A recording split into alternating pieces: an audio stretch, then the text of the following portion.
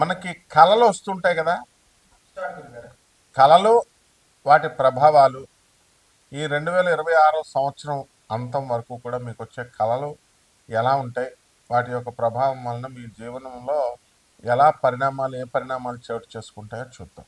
ముందుగా ఓం వసుదేవసుతం దేవం కంసచాణూరమర్దనం దేవకీ పరమానందం కృష్ణం వందే జగద్గురుం. కృష్ణం వందే జగద్గురుం, అర్జునం వందే జగదేక వీరం.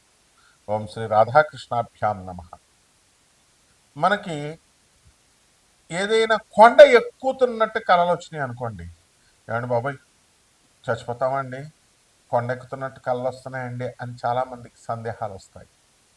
కొండ ఎక్కుతున్నట్టు వస్తే మీరు జీవితంలో పైకి వస్తున్నట్టు లెక్క. ఏమండి నీళ్ళు వచ్చినాయండి కళ్ళలోకి, ఏమండి నీళ్ళు వస్తే అందులో తేట తెల్లగా నీళ్ళు ఉన్నాయనుకోండి, బురద నీళ్ళు కాకుండా మీ యొక్క సమస్యలన్నీ కూడా పరిష్కారం అయిపోతున్నాయి అని అర్థం. అలాగే బురద నీళ్ళుంటే కష్టాల్లో కూరుకుపోతున్నారు అని వస్తాయి.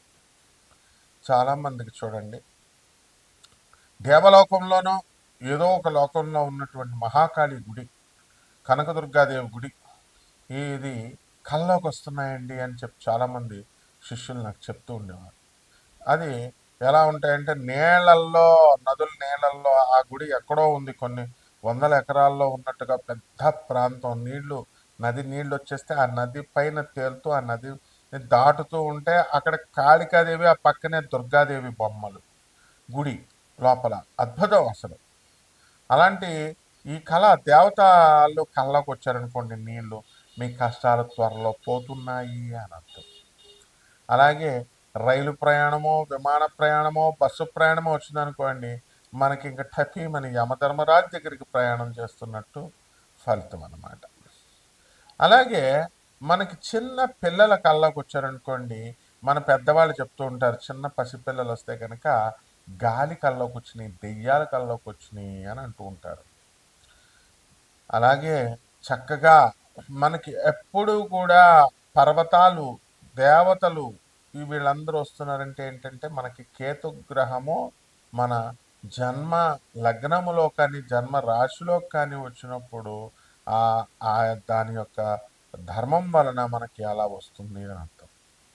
అలాగే కొంతమందికి శ్మశానాల కల్లోకి వస్తుంటాయి. ఆ శ్మశానాల కల్లోకి వస్తూ ఉంటే మనకి ఏమవుతూ ఉందంటే మనకి గాలి ధూళి అని అనుకుంటాం. అది చెడ్డో తెలీదు, శ్మశానం కల్లోకి వస్తే మంచో తెలీదు, భయం వేస్తుంది ఓ పక్క నుంచి.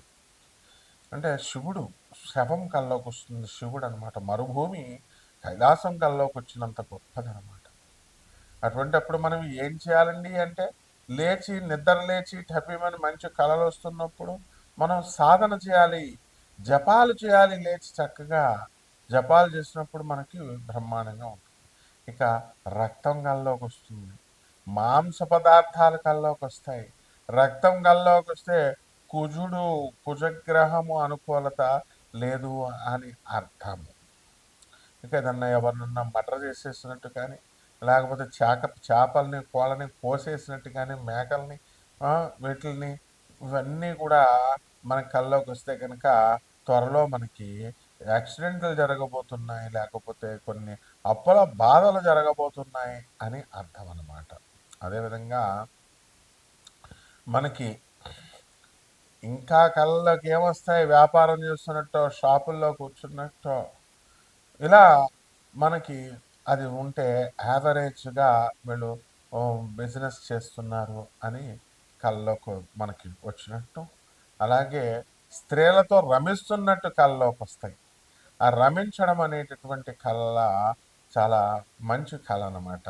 కాబట్టి మనకి ధన లాభము, అలాగే అశుద్ధము, మనం ఎక్స్క్రిషన్, మనము అశుద్ధ పదార్థాలు, ఆవు పేడ, మనిషి పేడ, ఇలాంటివన్నీ కూడా కళ్ళలోకి వస్తే మనిషి అశుద్ధము, ఇవన్నీ కూడా ఏమవుతాయంటే అండి మనకి త్వరలో ధనవంతులు కాబోతున్నాము. అలాగే చేపల కళ్ళలోకి వచ్చినాయి అనుకోండి, చేపల కళ్ళలోకి వస్తే ఆ చేపలు త్వరలో మనకి కష్టాలు ఈదుతున్నాము అని అర్థం.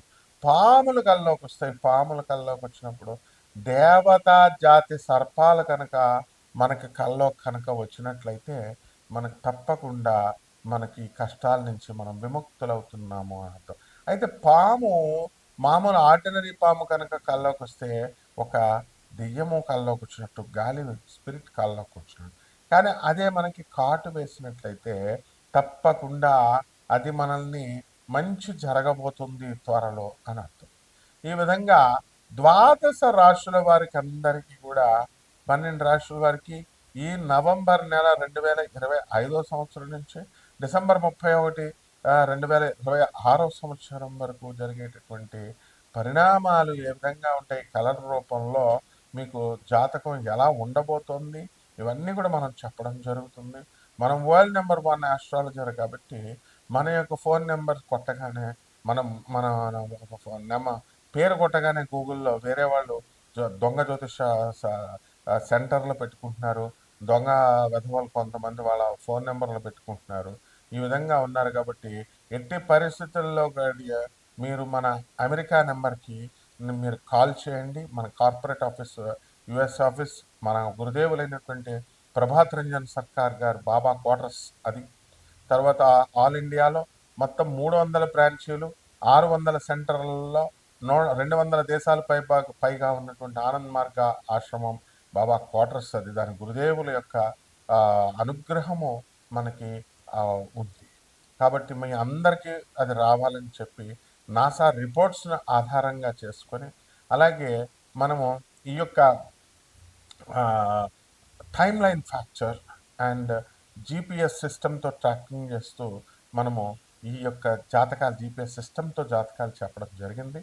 అండ్ డిఆర్డిఎల్లో ఉన్నటువంటి జీపీఎస్ సిస్టమ్ మీద వర్క్ చేస్తున్నటువంటి వాళ్ళందరూ కూడా వాళ్ళ ప్రమోషన్స్ కోసం నాతో సేమ్ ఆ యూనిట్లో ఉన్న వాళ్ళు ఎలా మీరు ట్రాక్ చేస్తారు, ఎలా ఏ విధంగా అంటే హైలీ లీగల్ అనమాట. దాని నుంచి నాసా రిపోర్ట్స్ నుంచి వాళ్ళు ఇచ్చేటటువంటి రిపోర్ట్స్ని బట్టి ఆధారంగా వెలాసిటీ ఆఫ్ ద ప్లానెట్స్ ఇలాంటివన్నీ కొన్ని టెక్నికల్ ఫ్యాక్టర్స్, యాంగులర్ మొమెంటమ్ ఇలాంటివన్నీ, లీనియర్ మొమెంటమ్ ఇలాంటివన్నీ కూడా మనం తీసుకొని మనం చెప్పడం జరుగుతుంది. మోడర్న్ సైన్స్ని, ఏన్షియంట్ ఆస్ట్రాలజీని, పూర్వీకులు ఇచ్చినటువంటి జ్యోతిష శాస్త్రాన్ని మిళితం చేసి చెప్పాల్సి వస్తుంది.